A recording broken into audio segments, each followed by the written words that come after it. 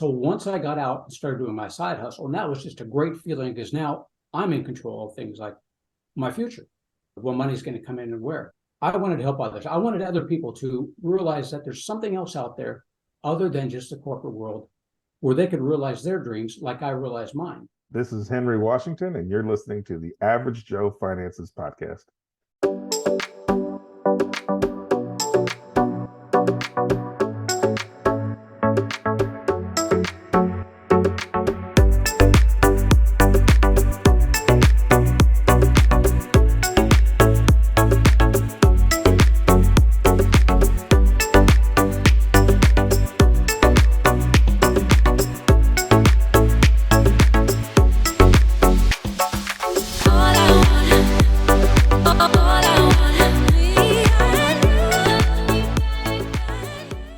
Watching this on YouTube, make sure you smash the like and subscribe buttons. If you're listening to our podcast, go leave us a 5-star review. All of our links can be found in the video description or show notes below. Hey, welcome back to the Average Joe Finances Podcast. I'm your host, Mike Cavagioni, and today's guest is Greg Mohr. And Greg, I am super excited to have you on the show. Thank you so much for taking your time out today and joining me. I appreciate you having me, Mike. Very kind of you. Thank you. Absolutely. Hey, Greg, the first thing I want to start this off with is the same way I start every podcast episode. And we want to know more about you. So if you could share a little bit about your background, share your story. Who is Greg Mohr?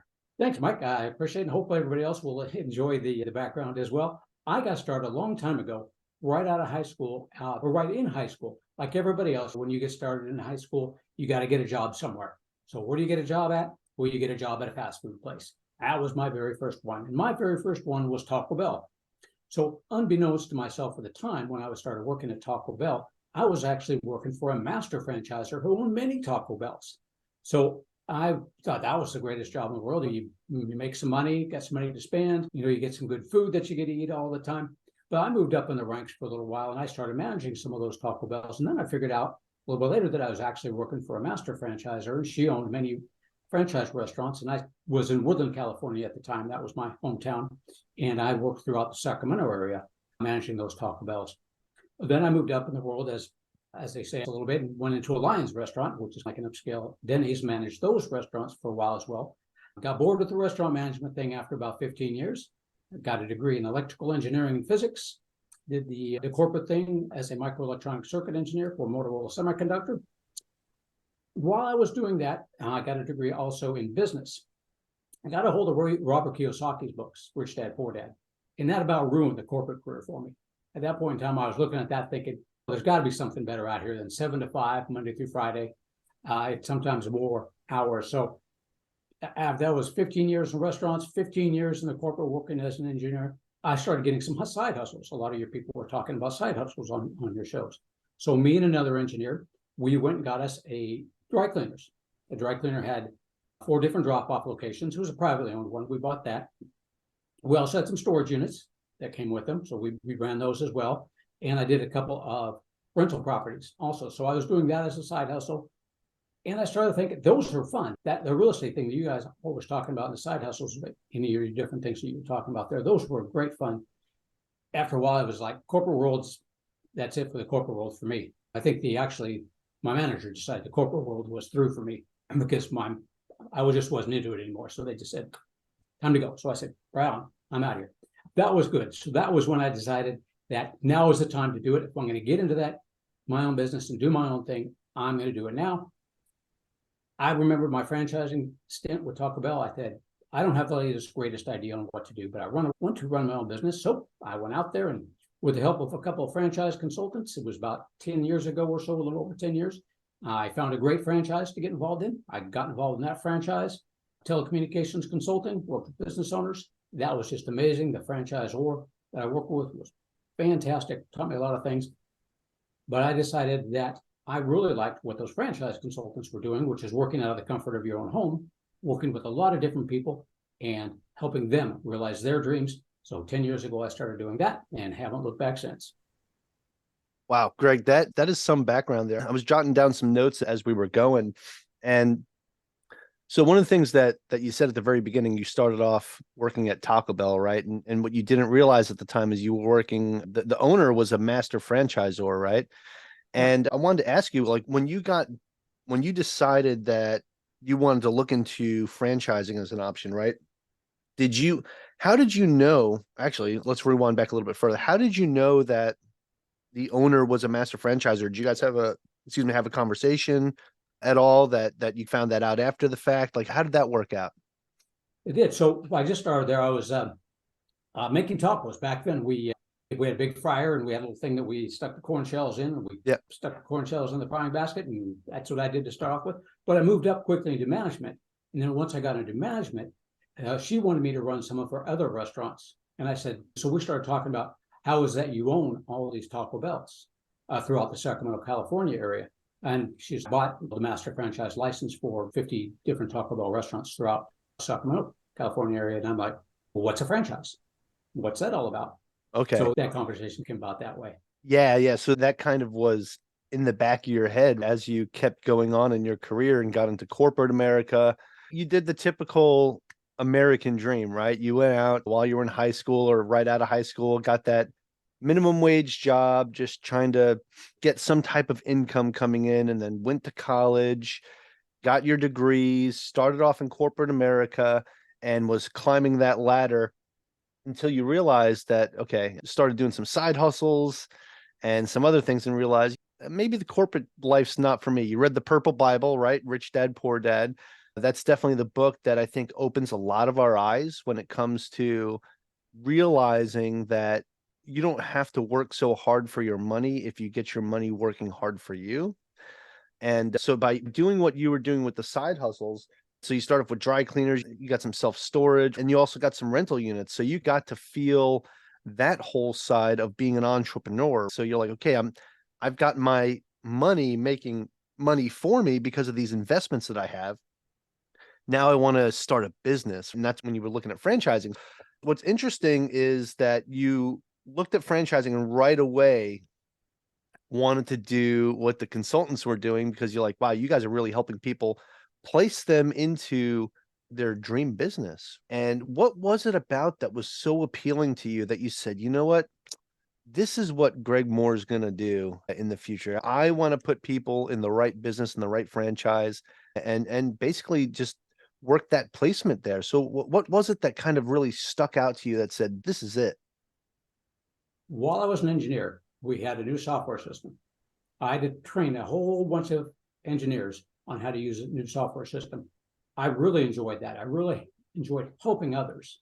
So once I got out and started doing my side hustle, and that was just a great feeling because now I'm in control of things like my future, what money's going to come in and where. I wanted to help others. I wanted other people to realize that there's something else out there other than just the corporate world where they could realize their dreams like I realized mine. So at that time when I invested in that franchise, now I have time to do what I want to do when I want to do it. If I want to make more money, I just put more effort into the business. If I don't put more effort in the business, or I hire somebody to do it for me, so I don't have to do it myself, rather than always being stuck in that corporate mindset where you have to show up. If you want that paycheck, you have to show up for work. You're going to get your evaluation twice a year. Maybe you get a small raise. That is, in my opinion, that was not the way to control my future. You really had to get out there. And I wanted to help others realize the fact that there's something else out there besides the corporate world. You can realize your dreams like I have mine, and I will show you the path to it. Yeah, great. I love that because it really is. Okay, if you want to make more money, you got to put the more effort in. If you're happy with where you're at, you can just step back. Or if you want a little bit of both, you can bring someone in and hire a general manager to run things for you. And I really like that you bring that up, right? Because I think there's a common misconception out there for folks that might want to start a business or start a franchise or open up a franchise. And the misconception is, if I do this, I'm not going to have time for anything else. If I do this, I have to leave my W-2. If I do this, my other side hustles that I have are going to go by the wayside. And just from the conversation that we've been having, I'm thinking to myself, that's just simply not true. And if I'm crazy, let me know. If not, tell me why that's not true. No, Mike, you're absolutely correct. And that's a good point. A lot of folks, when they're looking at franchising, they're thinking maybe that there's something they have to do full time. If they invest in McDonald's, you got to work there, you got to quit everything. Or Chick-fil-A, you do have to quit everything and you have to go in there and you have to run that business 7 days or 6 days a week on that one. You have to. Yeah, definitely not 7 days a week. I don't know how many times people have went to Chick-fil-A on a Sunday and then they realized, oh, it's Sunday. Yeah, can't get my chicken sandwich, doggone it. But yeah, only 6 days a week for that one. There are many franchises out there that you can do semi-absentee. There's quite a few franchises out there that don't want you sitting in that business 9 to 5, Monday through Friday or whatever days. They want you to be semi-absentee. They want you to have a manager run it. And you just go out there and get involved in the community. Let them know who you are. Get to know them. Chamber of Commerce meetings, BNI meetings, that sort of things, where you help and you're just connecting out with the other folks. You let a manager run that business. Generally speaking, when you're looking at a semi-absentee business with a franchise, you're looking at around 10 to 15 hours or so a week. Now, that's going to vary by franchise, and that's also going to vary by your management skill and style on that one. But that's what you're looking at. So keeping your day job. I've got a lot of investors that keep their other businesses, keep their day jobs. They do that. And there's even 4 or 5 different franchises out there that have a management team that will run the business for you. So you're more of just an investor type. So you're putting in 1 to 2 hours a month. Yeah, so that's the interesting part, right? Because you can either hire a general manager to run things for you, or like you said, there's other businesses out there that will actually do everything, right? It's like a board of directors that are there to take care of your business. And I think that's very interesting. Now, one of the things that you had mentioned is it gives you the time as the semi-absentee franchise owner, like to do more things like visit the Chamber of Commerce, get yourself out there in the community more. And is that because you said a lot of these franchises want the owners to do that, right? They want them to go out and be a part of the community. Now, is that because it's going to help create more brand awareness or maybe help them expand their footprint in other areas where there might be limitations or things like that? Is that why there's like a press for that? Mike, what they're looking for there is that you are the face of that business in that area. So it's a franchise. So you got lots of benefits of having a franchise partner, and some of them are very large franchises, thousands of franchisees. Even though they're a big conglomerate, maybe a big corporate, they want you to be that face. They want you to be that owner, that local owner of that business on there. So it's locally owned and operated. And here's Mike's going to show up at the Chamber of Commerce meetings. Mike's going to go to the events. Mike's going to go to the pancake breakfasts and go out there. And when you see Mike is now. I'll be there for the pancake breakfast, no doubt. There you go. And ISI Fitness, we'll use that as an example. You want to learn about fitness? Here's Mike's right here in front of you. He's in front of the whole community. Mike's the owner of that fitness. Might have hundreds of franchises all over there, but this one right here in Hawaii is owned by Mike, and you can meet him. So they really want you to be the face of that business, the local face, so people know, that people like, that people trust to go and use you. So that's what they're looking for. You get out in the community, give you brand awareness, like you said, and just get to know the person behind the business itself. Yeah, no, that's great. That's great. Now, okay, so Greg, why go with a franchise versus starting my own business and hiring a manager that way? Why is going with a franchise a better or safer route to go? From my point of view, and it's going to vary, everybody's going to have a different opinion. So let's look at the two things. You run your own private business. You open that up. It's all yours. That's what my friends and I did when we we bought that dry cleaning business. We didn't have a clue about dry cleaning. We had no idea what machine was where or anything like that. So we had to learn about it ourselves. We could do anything we wanted with that business. All the money was ours, after expenses. We could open up a branch office anywhere we wanted to. But we didn't have a clue. So we didn't know where to start necessarily, except that they'd already started the business. So we bought a new one, or bought an existing one. There are good points. It's all yours if it's a private business. You do whatever you want with it, grow whatever you want. When you're looking at a franchise system, you're looking at a business that has already got a proven business model, a proven record of success. You want that franchise to get you to where you want to be at least 2 to 3 years quicker than if you were to do it yourself. Now, you're going to pay for it. So there's a drawback on that. You're generally looking at a franchise fee, a one-time franchise fee of about $50,000, give or take. They all vary a little bit, but they're all around that.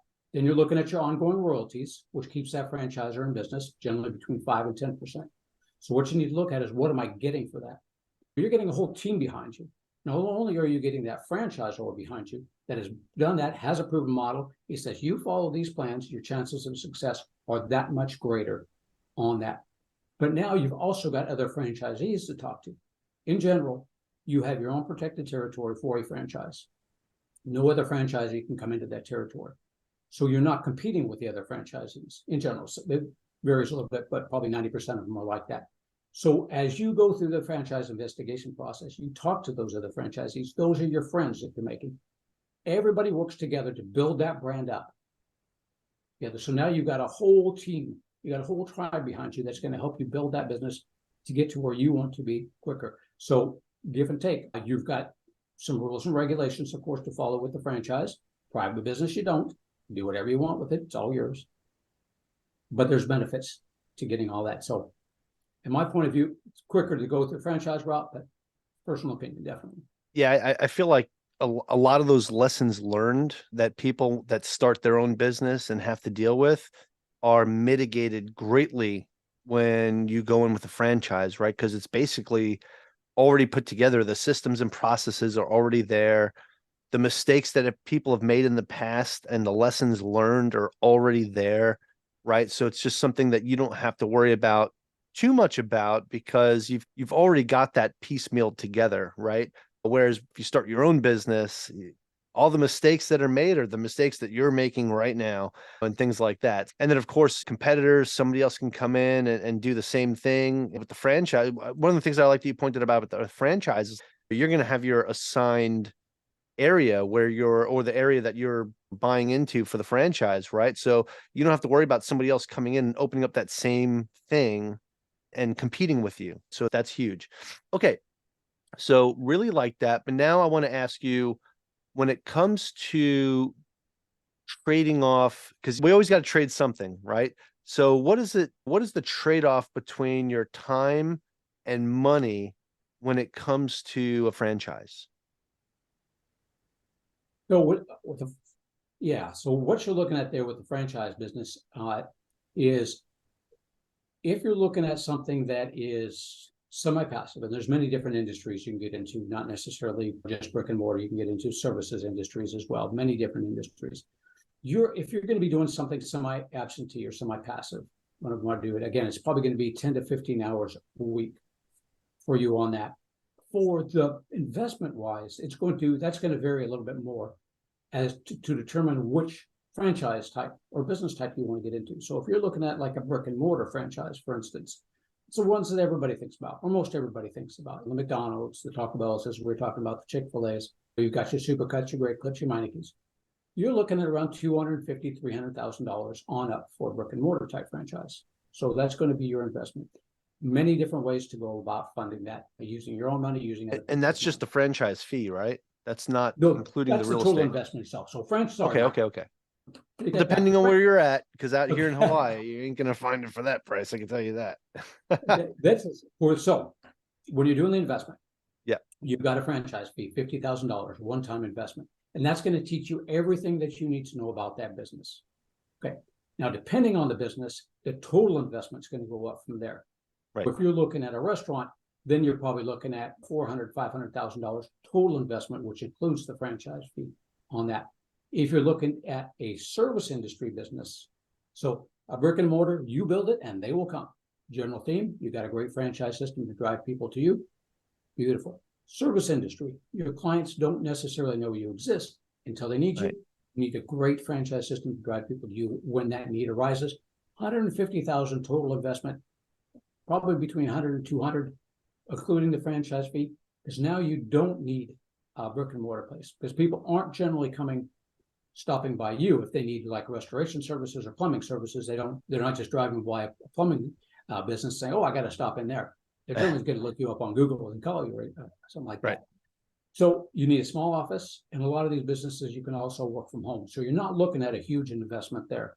So SBA loans are a way some people go. You can do a quick SBA loan for $150,000. $200,000, you get about 20% or 20,000 down for something like that. If you want to go that route with brick and mortar, you're probably looking at an SBA 7A loan, probably about 20% down on something like that. You could do a 401k rollover plans. You have talked about in the past going the HELOC route, many different ways to fund it. But as for the investment level, service industry, 150,000 on average, give or take 100, 200, depending on small office or work from home. Then the brick and mortar, that's going to be up. You can put it in the supercuts for probably 250,000. McDonald's probably cost you upwards of $1 million or something like that. Okay. Yeah, right on. Yeah, that makes perfect sense, right? Because of course it's going to be less expensive if you're running a business out of your home, or if you just need to get a small office, versus if you're opening up a franchised restaurant and you need that intense piece of real estate in a really hot area of the market where it's heavily trafficked, right? Of course, that's going to make it vary. And then of course, where you live at too, right? Out here in Hawaii, getting a piece of real estate is not the cheapest thing to do, whether you're leasing it or buying it or whatever it is that you're trying to do. So yeah, that's also going to vary depending on what state you're in, what your location is, what town you're in that state. Yeah, I think those are all very good points that people should write down on their notes when they're thinking about, okay, I want to open up a franchise. What are the things you need to consider? Those are some of the things you need to think of. Now, what are some of the mistakes that you see people make, or some of the mistakes people should avoid when selecting a franchise to get into? Great opening line there, Mike. I actually have on my website 7 mistakes people make when buying a franchise. Oh, let's hear the 7 mistakes that you can get into. All right. So mistake number 1, not understanding the business or the industry. Get to know it. Now, you don't have to be an expert in that business or industry, but if you're going to invest in that business or industry, then by all means, get to know it. You may be looking at that donut shop that you really like. You love the donut shop. It's great to eat donuts, but eating donuts and running a business in it with it is 2 different things. So really get to know what that industry is about. Get to know that the business and the industry, and you'll do that by going through the franchise investigation process with me as well, by the way. And we'll get to know that. But you don't have to be an expert. Not enough capital on that one. Those one of the things you got to make sure. When one of the things I haven't mentioned yet, Mike, is that when you're looking at a franchise, they are going to have certain criteria for you. When you're getting into something like the brick and mortar franchise, they will have a minimum net worth that you have to have, because they don't want you to run out of money. So make sure you have enough capital. That's where talking with the different franchisees comes in, to make certain that everything that the franchisor told you is correct, and making certain that how much capital is going to be needed. So always have enough capital. Don't let what's in fashion cloud your judgment. Just because it's busy right now doesn't necessarily mean it's going to be busy down in the future. So really think about, we talk about, when I talk with my clients, where have you been? Where are you at? Where do you want to be 5 to 10 years from now? So if something's in style, something's fashionable, is it still going to be fashionable 5 to 10 years from now? You want to look at that on that one. Don't be thinking that as soon as you get into a franchise, because they've got everything for you, they've done everything, everything's beautiful, that you're going to be rich in a year or 2. You are probably not. You might, if it really takes off and you shoot it up, gets it, but don't count on that. And the way to get around that is, again, talking to the franchisees, finding out from them, especially the ones that have been in business for a long time. And if you look at a franchise if you're concerned about that has been in the business for a long time, that has a lot of franchisees that have been around for a long time. Find out how much are they making, how long did it take to get there, what did they have to do to get it. So you're going to get a really good idea of how much you're going to have year 2, year 3, year 4, year 5. So don't be thinking you're going to be rich in a year or 2. Funding is a real personal thing on that one. I know you've talked about that, how in your background as well, using other people's money versus using your own money. Right. I personally do not like to borrow money myself. I don't like to go into debt. That's my own personal view. So I use my 401k money when I started my business to do a self-directed rollover on the 401k. So I invested in myself and just use that. A lot of my people like using other people's money, but don't dismiss funding. I really like other people's money for real estate. I think every situation varies, right? So it depends on what you're comfortable with, right? Because anything you get into, whether it's an investment or opening a business or a franchise, comes with risk, right? So it's just a matter of what's your comfort level with the money that you're going to borrow, right? Or can you borrow it from yourself, like by using a HELOC, or like you said, through your 401k? Like there's so many different options out there. And I want people to think about what are the different creative ways they can finance their dream or whatever it is that they're trying to get into. Yeah, absolutely correct, Mike. And I ask people the same thing is that depending on what they want to get into, I ask them, are you comfortable? How much are you comfortable investing in it? Just because you have it doesn't mean you're going to be comfortable spending on it. So don't dismiss funding. Most of my people that have building empires, they just make certain that the business will service the debt is what they're looking for there, or whatever they get into. And as I talked about before, mistake number 6, always speak with existing franchisees, as many as it takes for you to get a good feel for that business. Those are friends you're going to make along the lines. And I just can't stress that enough. Those people are just so absolutely blunt and to the point. They'll let you know how it is, good, bad, or otherwise. They'll let you know how it is. So always talk to as many of them as it takes. And make use of free experts. Mistake number 7. The score chapter, the local score chapter is one I used that I helped out with when I was looking at my business. YouTube, people like yourself, Mike, listen to those podcasts. Hear other people talk about it. Get on the Facebook pages with other people like that. Find out from other experts in this field. If you're going to invest in real estate, then go to Mike's YouTube, go to his Facebook, and find out about real estate. Get to know the industry. You never know the industry. So the mistake number 1, get to know that industry. Find the people who are into it. Find the people who are experts in that industry. Ask them about it. Always use that. Yeah, absolutely love that.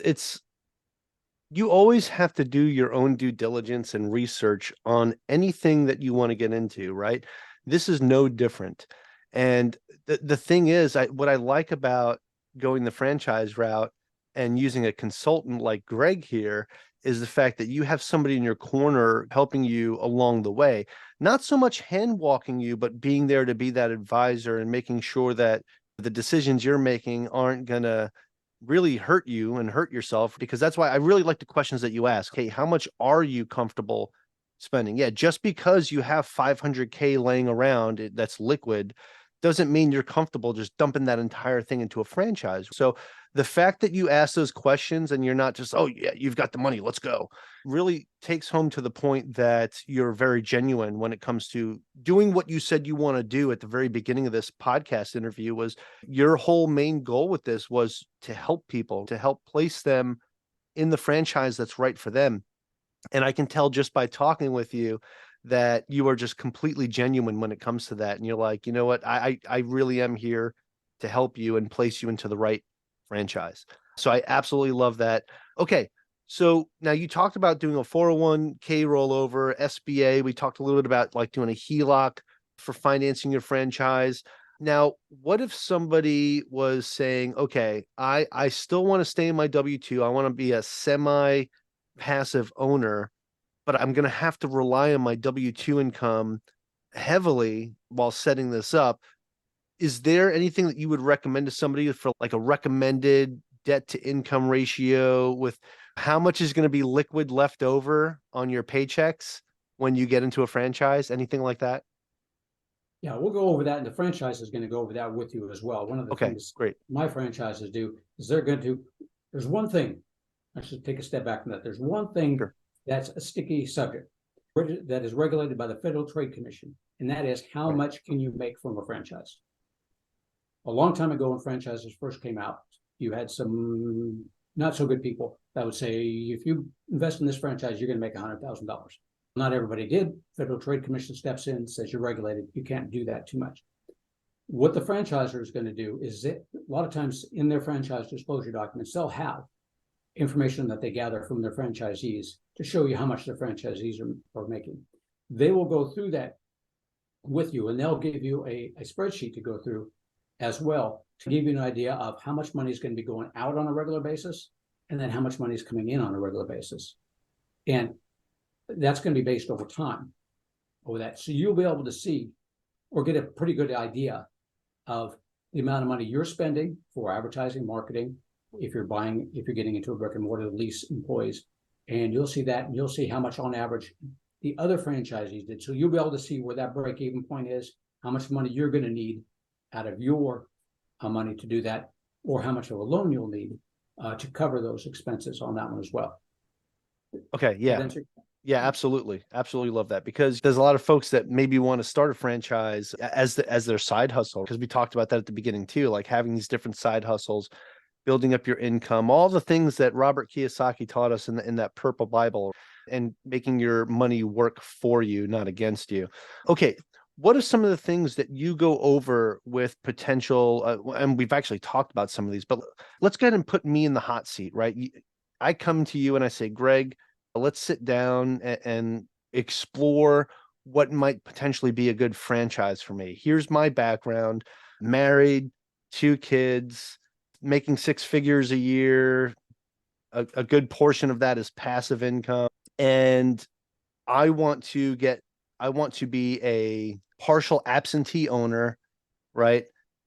I have 500K liquid to get into a franchise now, and I'd like to do something in an industry that I would enjoy. So let's say personal finances. So that's my background. I'm sitting down with you. What would Greg tell me? I would say there's not a whole lot of franchises in personal finances. Oh, Greg, I don't like No, that. just kidding, Mike. So what we want to take a look at is, you want to run something semi-absentee, Mike? Great. You worked with teams of people before. Yes. Yep. Yes. Do you like it? Do you enjoy it? I do. Great.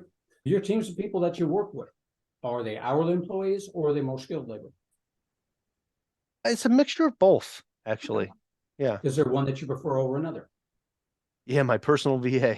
She's amazing. So yeah, so skilled.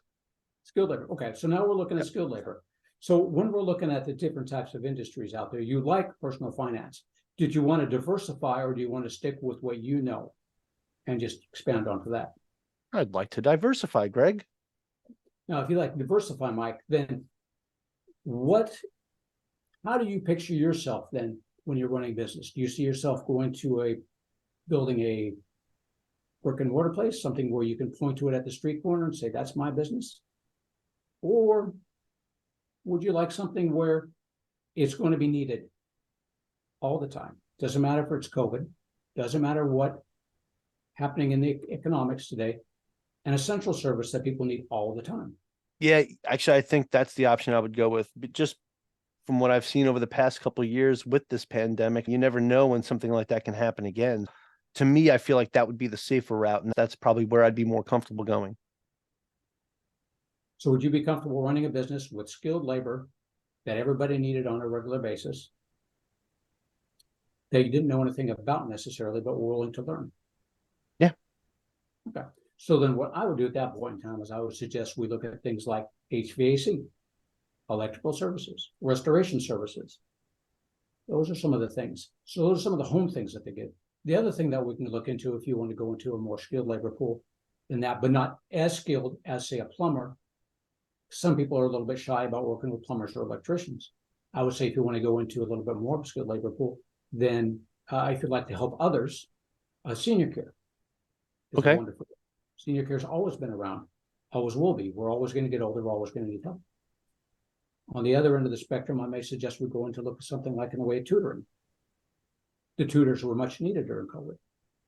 A lot of them did things online, but you had to have that. And then in the economy, you're still going to have a need for tutors on that as well. So there's many different things we can look into, Mike. If you want to go the skilled labor route, if you want essential services, and I can come up with a list for you of those different franchises. I will look in your area to see who is available in your area. The other thing I might suggest, Mike, is that your risk tolerance. Where's your risk tolerance at? So are you? I don't want to put the entire amount of money into it. There's another factor for the risk tolerance on that as well. It is, how long has that franchise been in business, and how many franchisees do they have? Yeah. That's a great An point. emerging one can do great. If you did Orange Theory when it was emerging, you hit a gold mine, right? However, how many of the franchises that are emerging actually make it? So there's, of the 4,000 or 5,000 franchises out there today, there's about 5% of them that make it up to 100 franchisees or more. Now, once you start getting into the fact that I want to reduce my risk tolerance, I want to go with a franchise that has been around for 10, 20 years, that has 100 franchisees or more, the territory gets limited a little bit. But you've got a good solid background. So if your territory is open up there, you got a good solid background. Now, if you get into emerging franchise, you're taking a little bit more risk with going the emerging route, but you get to work with the owner of that franchise. You get to work with that person that came up with that idea. You get to work with them directly. So if you go with a direct one that's emerging right away, you've got a lot of more hands-on help from that franchisor, the one that created that business, and they have to make certain that you do good because you're going to be the one people are calling upon. So these are the things, Mike, that when we're going to look at franchises for you and bring franchises back for you, you kind of got to know where your mind's at and what are you comfortable going with at this point in time in your life.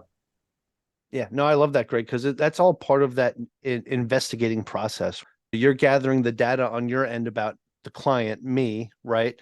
And learning about my likes and dislikes, what it is that makes me tick. And then you can place that into different franchises that potentially be a good fit for me. And then we can sit down and look at those together and figure out the pros and cons of all of them and figure out which one's going to be the best one to actually go into. And I think that's super important because when you bring that up, it's really talking about doing your due diligence. And we talk about this in real estate all the time, right? Doing your due diligence on a deal, making sure that the numbers make sense, that the numbers work.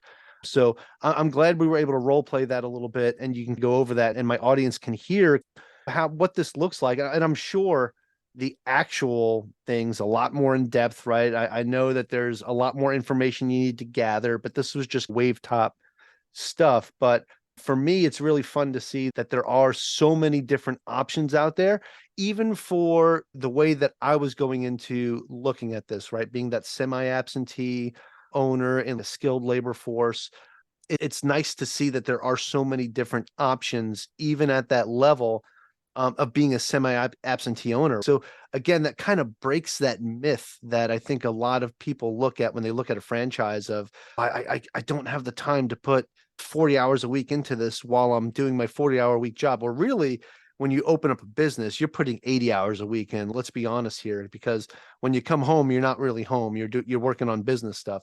I know because I opened a small business out here in Hawaii and I was putting a lot of time into it. And then that business didn't do so well and things didn't work out. I know what that feels like. So having a business in a box, I think, is a very great way to get into the business world. And a business in a box is a franchise, right? So, Greg, how does somebody know if a franchise is the right thing or the right move for them, depending on what stage of life they're in? They don't until we start going through the process. Okay. Yeah. I love it. Yep. Yeah, because I love that answer. And here's why, Greg, because you could easily say, oh, if this is where they are in life, this is where they should be. Or if they're retiring, this would be great. Or if they're working in a high paying W-2, this would be great. No, there's so many factors that go into it. So that's why I love that answer, because it really depends on the individual, right? And that interview that you have to have with them and the data and information that you need to collect, like we just did a little while ago, I think that's fantastic. So something that simple of an answer is great. Got So, okay. 20 people. I got 20 people talking to franchisees right now, franchisors right now. Okay. 10 of them will invest. The other 10 realize this is not for me. Not for me. Yeah. Yeah. Okay. Just the nature of the business. Don't ever worry about the fact that I don't want to waste your time. Don't let that thought come into your head. If you're interested in looking into a franchise, seeing what it's all about, contact me. We'll walk through it. Name of the game, standard operating procedures. You don't know until you try. I love that, Greg. I love that. And I love the fact that you're talking about this like it's not a waste of my time, because if we've identified that a franchise is not for you, then that's a good thing, right? Because now you don't have to put that time and effort into something that you potentially would have failed at anyway because it just wasn't a good fit for you. So the fact that you're not pushing like, oh, come on, let's find a way to get there. I love that, Greg. And it goes back to what I said earlier about how genuine you are and how I can tell how genuine you are just from the couple questions that I had asked you already. So I absolutely love that. Okay. Now, when it comes into let's say somebody they started a business and they wanted to turn it into a franchise. Do you help people with that at all as well? Yeah, I What personally, does that I process don't. look like? Yeah, personally, I don't, but I have a team of people that does just that. Okay. Is that they will turn it into a franchise for you. So what you're looking at there, Mike, with that process is the first thing they're going to do is they're going to take a look at things like how much are you making right now? Sure. Okay. So if you're going to be trying to sell this concept to different people, if I'm going to be trying to present this concept to other people as they are coming in and take a look at it, so they want to know that there's some profit in that business. So if your business is profitable, that's a good start. If your business is not profitable, probably not a good thing for a franchise just yet, because you're not going to get a whole lot of people interested in that. Sure. So that's one of the things my team's going to go through is what are you looking at for numbers on that? They will help you put together that policies or those policies and procedures manuals. They'll help you get registered in every state. You have a franchise disclosure document that you've got to put together in there with all sorts of information about your franchise in there. They're going to help you do all that. They've got all the attorneys. Generally speaking, $50,000 or something like that, I think is what it costs. $55,000 is what it costs to do that. Okay. It's really not much. That's not a terrible investment at all. It is. What you need to think about then at that point, if you're the person that's running that business, is once you become a franchisor, you're stepping away from that business as a person that's operating and running that business. Now you're working with other people who are going to be doing all the work for you. It's a great way to grow exponentially, not using your own money to build out those areas, but not getting in all the profits on that yourself. But it's a great way to do it if that's what you like doing it. But just keep in mind, you're going to be stepping away from that business. Once you become a franchise, then there's many different ways to find franchisees. And that's where people like myself come into play as consultants. We then help you grow that business. If you so choose, you can do it yourself and have your own website, have your own marketing, handle it yourself. But the people that put together that franchise will also put together for you. Once you bring those people in, once they say, I'm interested in learning about your business, how to walk them through the process, as you put it, the due diligence process. How do you go through that to make certain that it is a good fit for you? And one of the things I send out to my clients is the due diligence process that you and I will go through together. It'll be outlined in there as well. We'll do it. But becoming a franchise is not that hard. It's actually a pretty simple process. My people are very good at what they do. Okay, right on. All right, Greg, I have one more question I want to ask you before we go into the final round. And that is, let's say somebody they worked with you, they opened up a franchise, or they became a franchisee, right? And opened up a business and it's doing really well. And they decide that at one point they would like to go ahead and walk away from it and sell it and fully retire. Let's say they get to that point in their life and they're like, I just don't want to do this anymore. They've had this franchise for a couple of years. It's doing really well. It's extremely profitable. Do you also help people when it comes to offloading a franchise that they got into, selling it at all? Absolutely, Mike. We get franchise resales all the time. Unfortunately, I don't get a whole lot of good franchise resales because the very first thing that you're going to do as a franchisee is you're going to tell the franchisor you want to sell. And if your business is doing good, the first thing the franchisor is going to do is tell the franchisees close to your area. Mike is selling his franchise. So they have the first opportunity to buy that franchise. And that's usually where it goes, is to another franchisee. So I get resales and I have a list of resales. Sometimes I get good ones on there, but most of the time other franchisees will buy them up.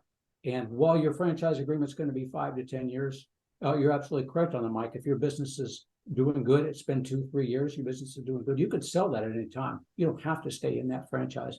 And there's a great market for franchise resales out there. Okay, right on. Yeah, that's what I wanted to know. Okay, Greg, now I'd like to transition this into something that I call the final round. It's where I'm going to ask you the same 4 questions I ask everybody that comes on the show. It helps give us a good idea of how you are under a little bit of pressure, which already I can tell you're going to crush this part. It's really not that bad. I just always put that out there anyway, just so I can get your goosebumps going. But yeah, Greg, if you're ready to go, we'll get this party started.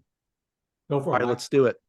All right, Greg. So first question of the final round is, what's the biggest mistake you've ever made when it comes to your finance or business life?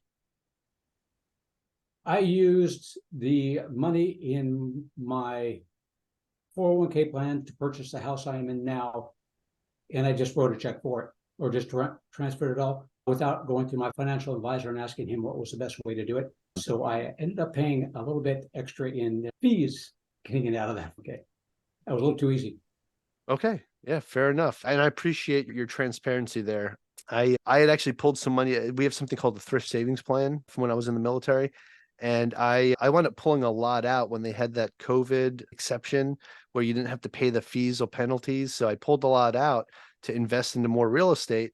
And then when I retired and got out of the military, I only had a little bit left. And I said, I'm just going to pull it all out and eat the 10% charge. But I know on a much larger amount, like you're buying a home, that 10% charge or 10% fee can be significant. Ouch, Yeah. is all I'm going to That say was about bad. that. That was bad of me. Yeah. All right, Greg. Okay, these questions all tie into each other. You'll see that with this next one. But what is something that you've learned that you wish you knew when you first started out? How much it really took to make the franchise consulting business successful as far as time and money goes on that. I didn't dig in deep enough to know what it would take to get it going. So always know down the road what it's going to take to get you. Have a goal in mind. What is it going to take you to get that goal? And find out from people who have done that before, how much did it really take? Because this, being a franchise consultant, is not a poor man's business to build up the number of clientele that you need. Okay, yeah, right on. Sometimes it takes a little more time and effort than you might initially think. So I definitely appreciate that answer. Okay, Greg, the next question is, do you have any tips or tricks that you would recommend to someone that is just getting started today? Learn as much as you can. Get books, listen to podcasts as much as you can about whatever kind of business you want to get into, about what kind of industry you want to get into, about entrepreneurship.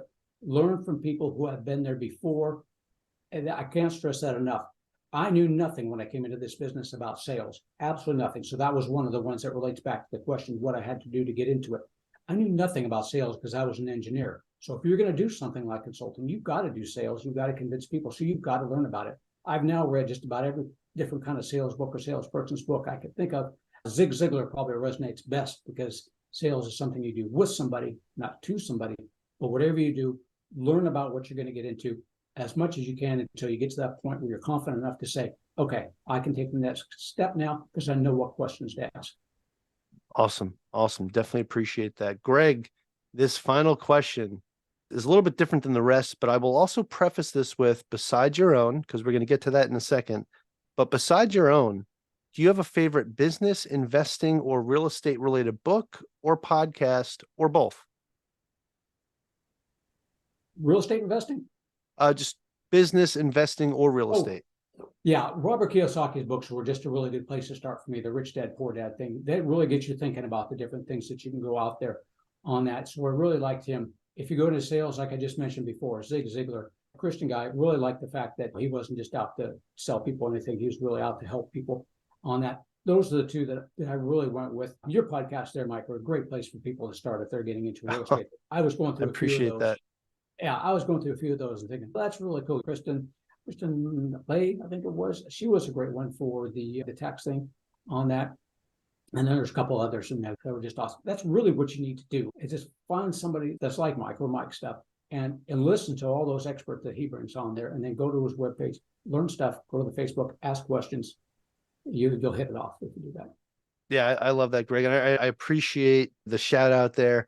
It's why I do what I do. It's my way of giving back. Just like what you said, how you want to help people. This is my way of helping people as well.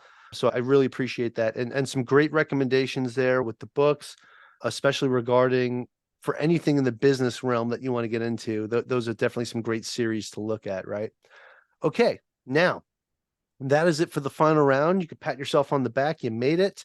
Now here's the big question I need to ask you, and it's the most important question I'm going to ask you throughout this entire interview, right? Because my listeners have been listening to this interview and they got to hear us role play a scenario there. And they're like, I really want to learn more about Greg and what he does. I think I might be interested in opening up a franchise. So with that being said, where can people find more information about you, Can you share your website with us, any social media? And then also, what's the name of your book and where can we buy it? Okay, name of my book, Real Freedom, Why Franchises Are Worth Considering and How They Can Be Used for Building Wealth. You can find that out on Amazon.com. I wrote it for people to help them out, just to get to know about franchising and the step-by-step process that you and I will go through to investigate a franchise, real world examples of the people I have worked with, how I've helped them. And for some strange reason or another, it made it to the Wall Street Journal bestseller list. No idea that it would be that popular, but I'm thankful that it was. That's great. You can also find information about me on franchisemaven.com. That's franchise, M-A-V as in Victor, E-N.com. Greg at franchisemaven.com, or just pick up the phone and give me a call, 361-772-6401. I'll always get back to you. All right, Greg, you are a brave man putting your phone number out there to the internet. But yeah, hey, look, we will get those links in the show notes to make it easier for our listeners to find you, find your book, or find your phone number so they can get in touch with you. The only thing I ask my listeners to do is please don't click it or copy and paste it while you're driving. Please wait till you're in a safe place. And that's my disclaimer there, because I know a lot of people listen to these podcasts on their commute.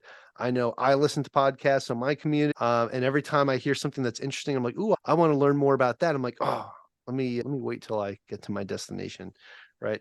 Greg, this has been an absolute pleasure, but I would like to close things out by asking you if you have any final thoughts for our listeners.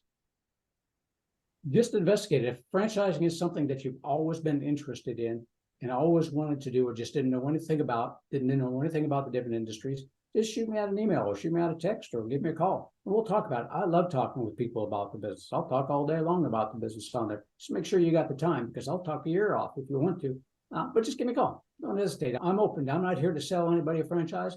Franchising is not for everybody, and I'm not going to sell it to you. For some it is, for some it isn't. If it is, we'll find the right franchise. If it isn't, cool. At least now we know. I've had people come back to me 3 years later after working with them and said, I'm ready now. So now may not be the time, but you never know. Absolutely. Just get that conversation started.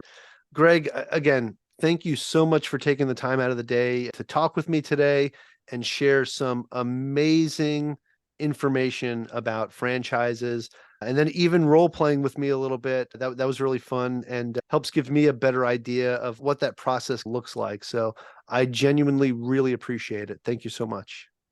My pleasure, Mike. Thank you very much for having me on your show. It's been a lot of fun. You're all right. Absolutely. Absolutely. Hey, I also want to say thank you to all of my listeners. I want to thank you also very much for joining me and our special guest, Greg Mohr, on the Average Joe Finances podcast. Go leave us a 5-star review and tell us what you liked about today's episode with Greg. Aloha from Hawaii, and have a great rest of your day. Thank you for making it to the end of this episode. Greatly appreciate you being here with me today on the Average Joe Finances podcast. If you haven't done so yet, make this the episode that you go leave us a 5-star rating or subscribe to our YouTube channel. The Average Joe Finances podcast is for informational and entertainment purposes only. Have an outstanding day.